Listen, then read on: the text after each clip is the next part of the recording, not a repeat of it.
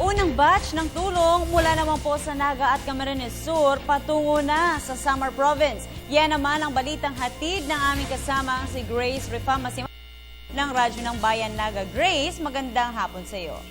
Yes, Princess, maring na hapon, halos magkasunod na tumulak na kahapon pa Samar Province ang lahat ng mga ayudang naipon at nakalap mula dito sa Bicol area, lalo na sa Camarines Sur at Naga City ng mga grupong sibiko, NGOs, pribado at pamahalaan. Lahat na bagsak ng mga ayudang yun ay hindi na sa Tacloban dadalhin dahil halos doon na ang konsentrasyon ng mga tulong, kundi ang mga tulong ay mapupunta sa Western Samar na hindi pa nararating ng mga donasyon. Kahapon din ay inaprobahan ng Naga City LGU ang halagang 1 milyon pang karagdagang pantulong sa mga typhoon survivors.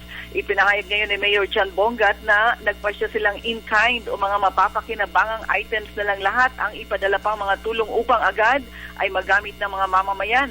Ayon kay Bongat, marami pang mga bangko ang sarado sa Samar area at Leyte. At kung cheque ang ipadadala nila ay matatagalan pa ang mga LGU officials sa pag-i-encash.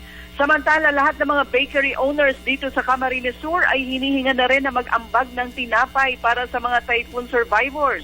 May isang fine dining restaurant dito sa Naga ang naglunsad ng pagpapakain ng kinalas at turon kapalit ng bawat bigay na donasyon. Yan po ang latest mula sa Naga City at Camarines Sur. Grace Rifama si Mando para sa Telebisyon ng Bayan. Maraming salamat sa iyo, Grace.